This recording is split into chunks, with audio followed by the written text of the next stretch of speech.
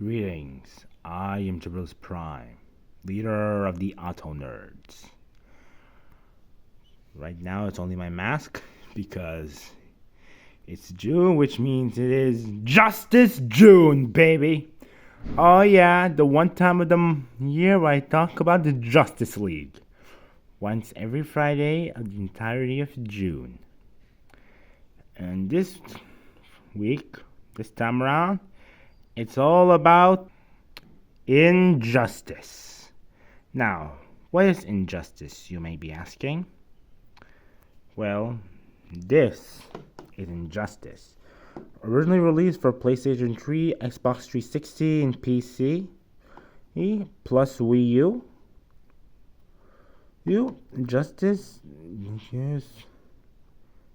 Les dieux sont à part nous, parmi nous. What it is better known as Injustice Gods Among Us, made by NetherRealm Studios with association with DC Comics and Warner Brothers. It is a fighting game franchise, and this is actually the beginning of the series. It focuses on two main universes, the Prime Universe and as I call it, the Regime Universe. The Regime Universe is an Earth where Superman goes rogue because the Joker tricked him into killing Lois Lane, and their unborn child. And Batman has to form an insurgency to fight Superman, and because Superman's gone nuts. Now, this might seem a little too much, okay? Yep. Since I got this second hand, I didn't come with a manual, which makes me sad.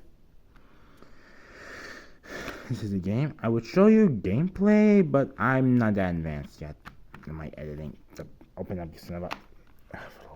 Hold on, people.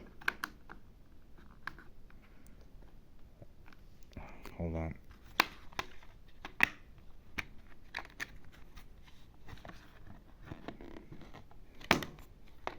Here's the disc.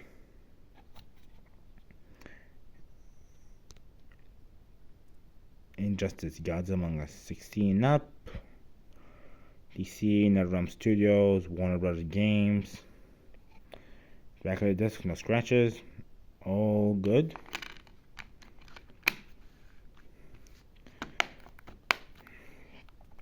But we're not talking about the game today, my friends. Oh, no. Focus you. We're talking about the game. We're going to be talking about something better. In my opinion, anyway. We're the Injustice prequel comics. Now, the Regime universe is 5 years ahead of the Prime universe. I do not have Injustice years 4 and years 5. I have 1 through 3 at the moment. Hold on. 3 go here, 2 go here. And this is Injustice 1. This is like a newer reprint of year 1. So we're going to be talking about these books chronologically. I'm going to sum them all up. It's going to be all cool. Now, let's start off this party with Injustice Gods Among Us Year 1. Here's the cover of the trade paperback. It's basically Superman trolling a Batman, Batman trolling a Superman. Here's the back, or the spine anyway. And they're using the newer DC logo in this trade, so it might seem odd compared to the other ones, since I don't think they're reprinting the other volumes yet, but whatever. And here's the back of the trade paperback. It collects issues 1 through 12 and the annual issue. Oh,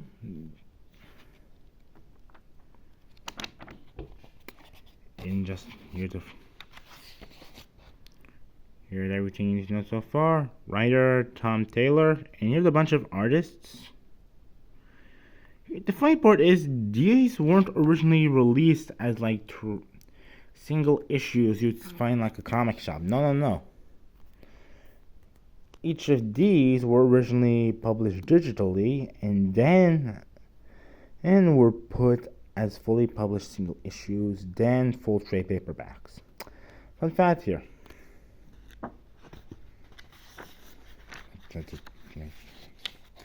It says here, hold on, focus, use the camera. It was created by Jerry Siegel and Joel Shuster by special arrangement with the Jerry Siegel family, based on the video game Injustice: Gods Among Us. Here's the opening right here. Superman, Lois in their apartment, all nice and cozy. Batman's in Metropolis, hunting down the Joker for some reason. Everything's all fine and dandy until Jamie Olsen gets killed by the Joker. Batman and Superman are out. Here they are right here. Bruce and Clark being best friends.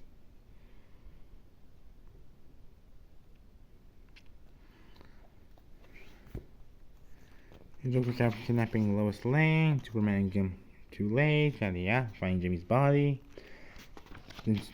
Then Lois goes missing. Batman contacts the entire Justice League to search for her. Scarecrow's dead body, which for some reason he's alive in Injustice 2 for some reason. It's weird. It's funny because these are actually canon to the games. What the Bryce and NetherRealm Studios are doing. Probably smoking crack. We're not working more combat. Anyway, here's everything going on here. Turns out Superman's been hit with a form of fear toxin where he thinks he's fighting Doomsday, but it's not Doomsday, and he killed his wife.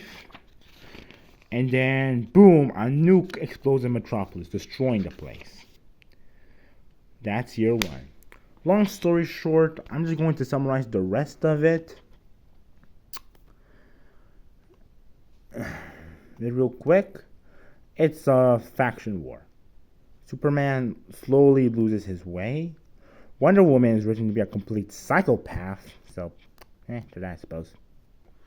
If you're a Diana fan, I am so sorry because she is irredeemable in this continuity. Just full on evil.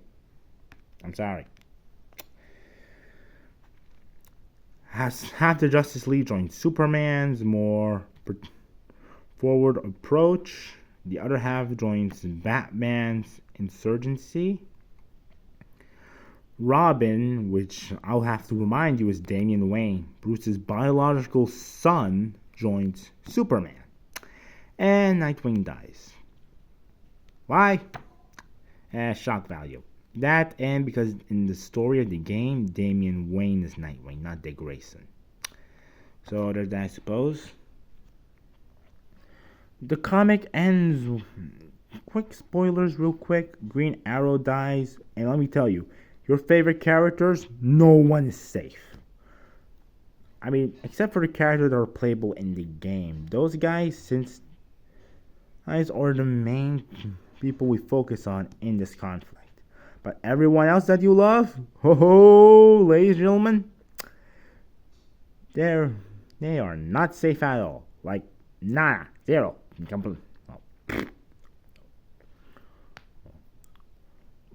But there is a nice end to nice end to things. After Superman breaks Batman's back in the Batcave in the annual issue, Alfred Pennyworth appears behind Superman, takes the super pill, which in the game is the reason why everyone is so OP. Anyway, Alfred takes the super pill and just clocks Superman. Like, hold on, I'll show you the pages.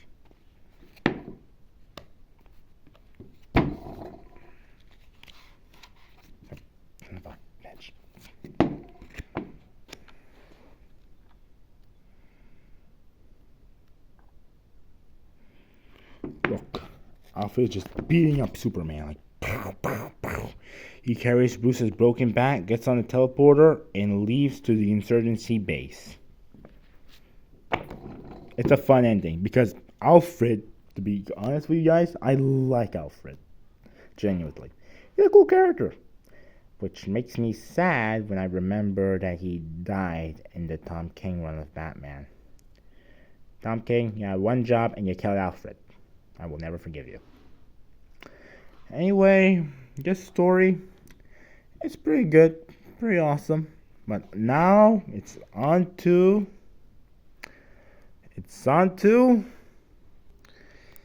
Injustice Gods Among Us Year 2.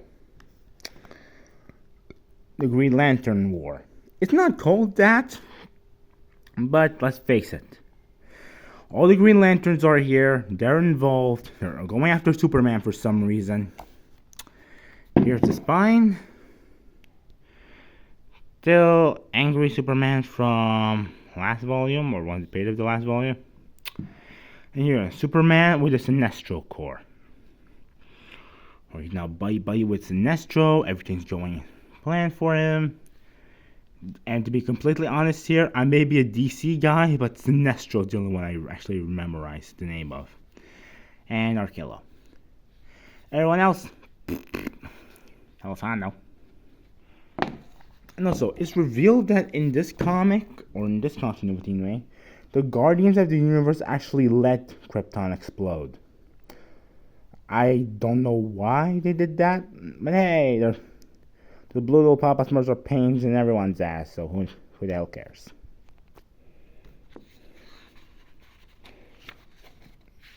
Here's everything so far right here.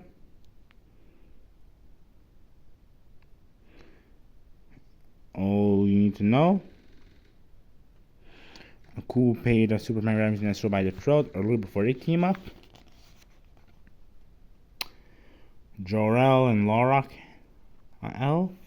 And here's the thing.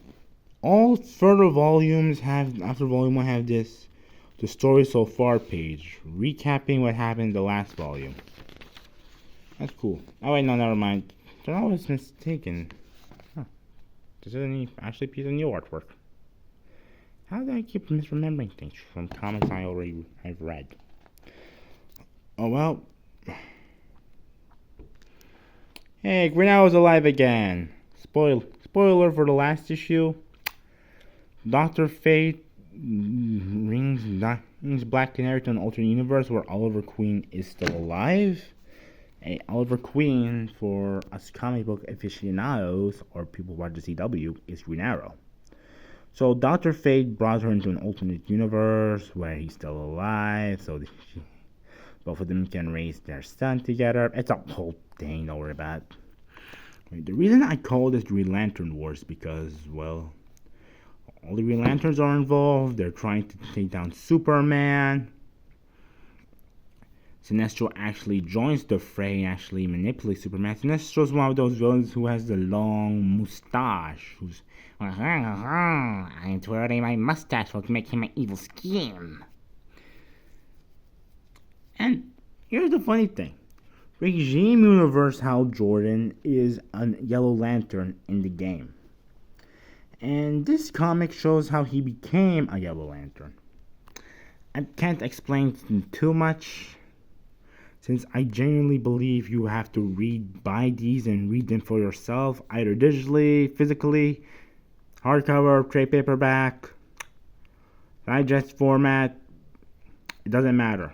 I genuinely believe you have to go read these yourself. Commissioner Gordon's in this story. He has lung cancer and he dies, unfortunately. That's sad.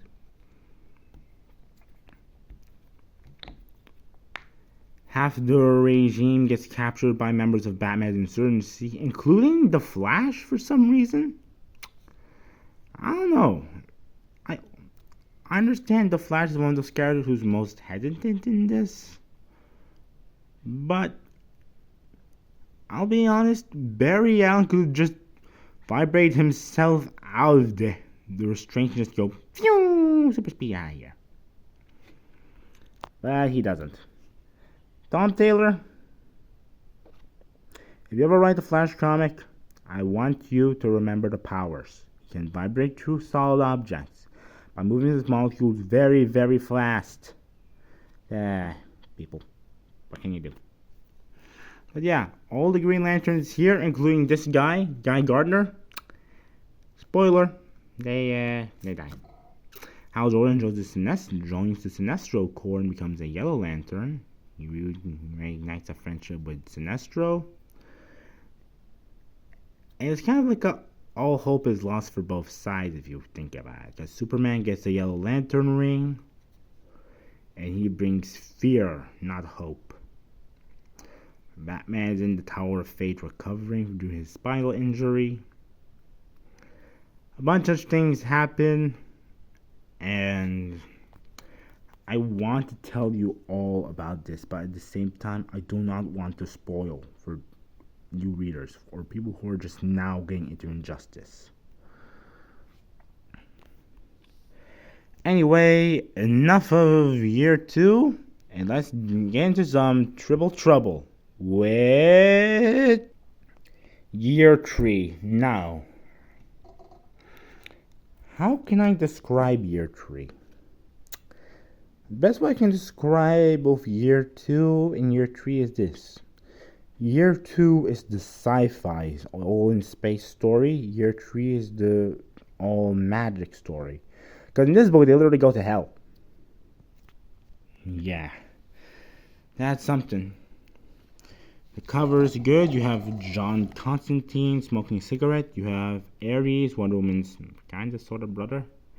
It's never very clear what they are in the DC universe. You have Wonder Woman standing all mighty and cool.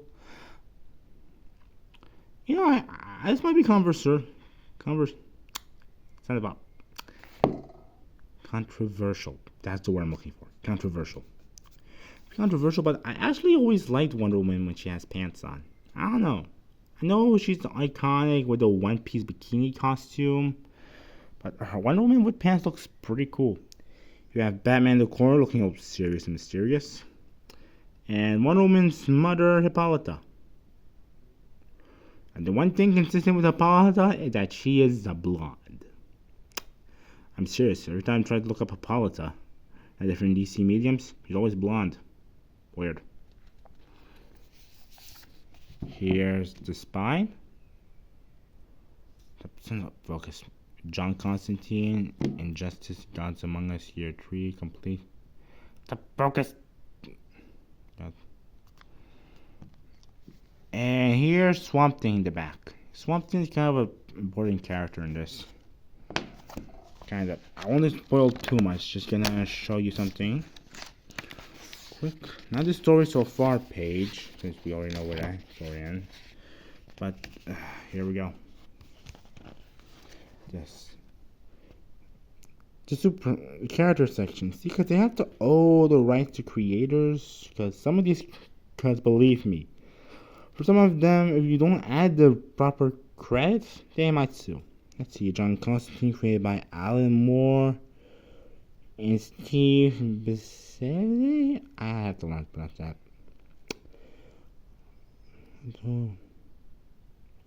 The Demon, created by Jack Kirby. Demon, created by Jack Kirby.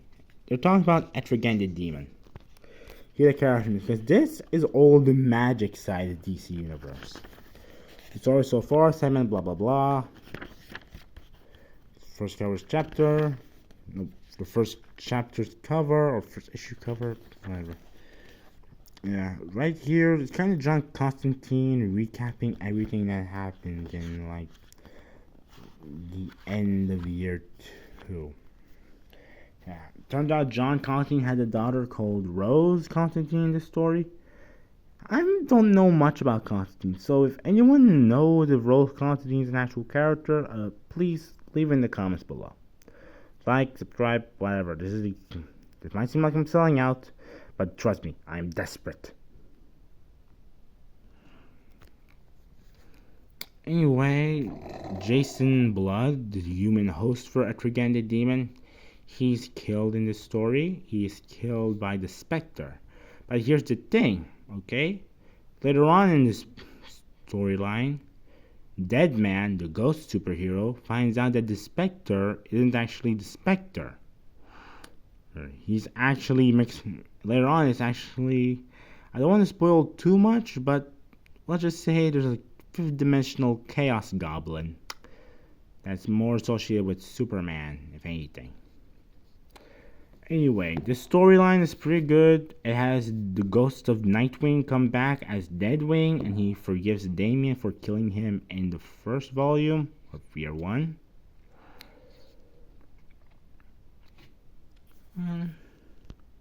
And here's what I want to say. I hate how Tom Taylor portrays the powers of Shazam in this comic. I'm sorry. It might seem controversial or anything. Of the sort. But it's not. I'm just speaking my thoughts here. We all have our own opinions. If you don't accept opinions, then go to the shed, get a gun, you know what to do. I'm just kidding. I'm not that cruel. But yeah, this story portrays Shazam, the superhero, and Billy Batson, the actual secret identity, as two separate people. I understand that Billy Batson is a little kid who has to yell the magic word of Shazam to transform into the adult counterpart, but seriously, why does it have to portray it as two separate identities or personalities or souls or whatever? That's not how it was in Billy's first appearance. It's not how it is nowadays. Most of the time, Billy Batson transformed into an adult by saying the magic word. He doesn't get replaced by another person. I don't know, but the working theory I have about why Tom Taylor did like this is that the only Shazam comic he's ever read is the one where he appeared, where Captain Marvel, as he was called at the time, was in The Dark Knight Returns 2. Or The Dark Knight Strikes Again, or whatever the heck it was called. Written by Frank Miller. Where Miller came up with the idea that whenever he yells Shazam, Billy Batson doesn't transform like Captain Marvel. Doesn't transform into Captain Marvel. He just places with him. Which, if you ask me, is a really, really stupid concept. I understand a kid turning into an adult via magic might be scary, in a realistic sense, but these are comic books.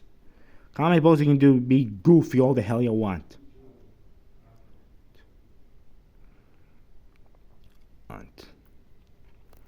Sorry, it's just I'll read a video about the whole Shazam, Captain Marvel transformation tangent. I don't know about it, man.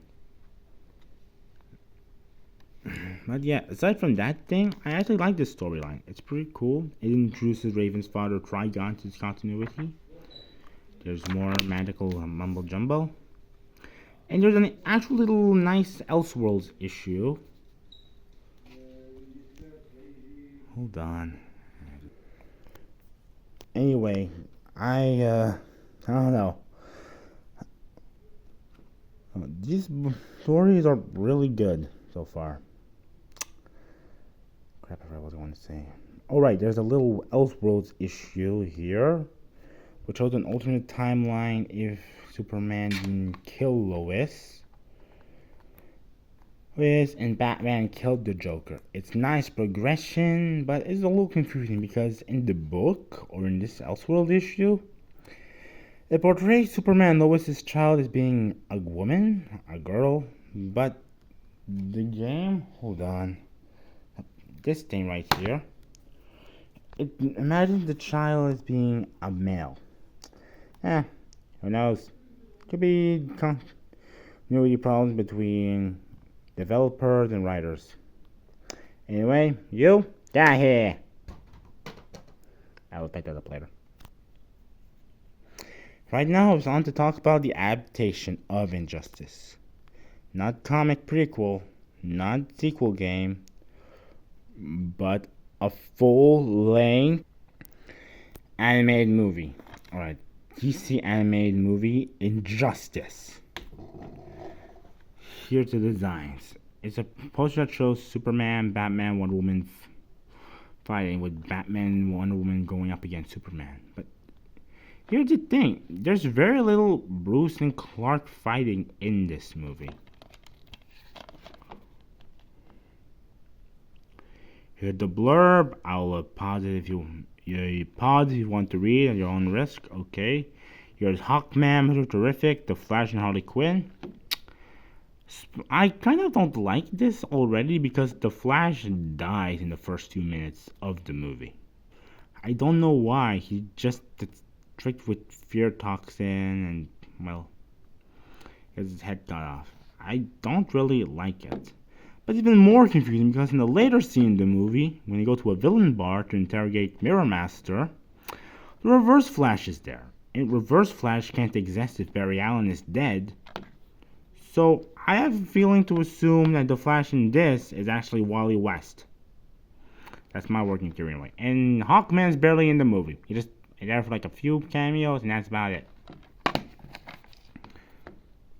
Anyway, another tangent about the poster art. Sorry about the movie's cover art and all that. Batman looks more like Arkham Batman than Justice Batman. Am I the one who thinks that? Because look at this. Look at it. This is clearly Arkham vs. Batman. Hold on.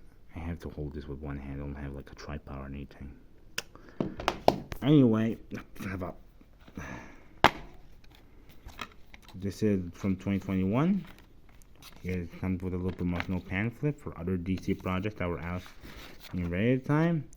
The Batman in Cinemas 2022. Robert Pattinson as the Cape Crusader. There are other things here as well, like Batman The Long Halloween, Parts 1 and Part 2, the Watchmen series on HBO Max, the Pennyworth series, Wonder Woman 1984, an HBO Max original, Zack Snyder's Justice League, and some video game advertisements too. Like Suicide Squad Killed the Justice League and Gotham Knights. This release date is a lie. It released after this year. I'm being honest with you. Here the console each were made for, yada yada yada. You know what's funny? This was also made for Nintendo Switch. I'm guessing the Switch version came later in development.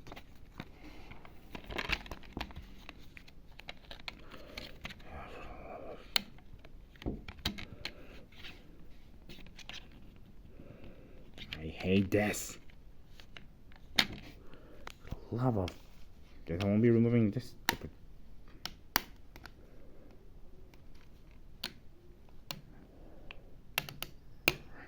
Oh, finally it's out. This is like the UK release. You can tell because it has the 15, and the 15 means PG-13. But at the same time, it's weird because I also seen like this 15 and like R-rated stuff too. Anyway, DC, WB Animation, DVD, back, 0 scratches. DC animated movie. I'll just put you back in place. The movie is actually pretty good. It adapts a few things from the prequel comics, but it also adapts the last part of the Injustice 2 prequel comics, especially with the Amazo stuff. Oops, spoilers, I guess. And also, fair warning, if there's like some parts of the video that have no sound, it's because my hand was on like the phone speaker when I was filming. Because I film and record these at the same time. I don't have any editors or anything. Sorry about that. But that's about it so far. Gonna move you. And now, for the love of.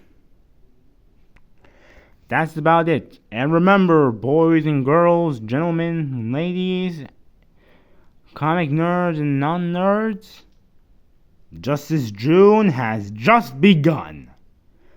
And trust me, it is to die for. Dribble is prime. Out.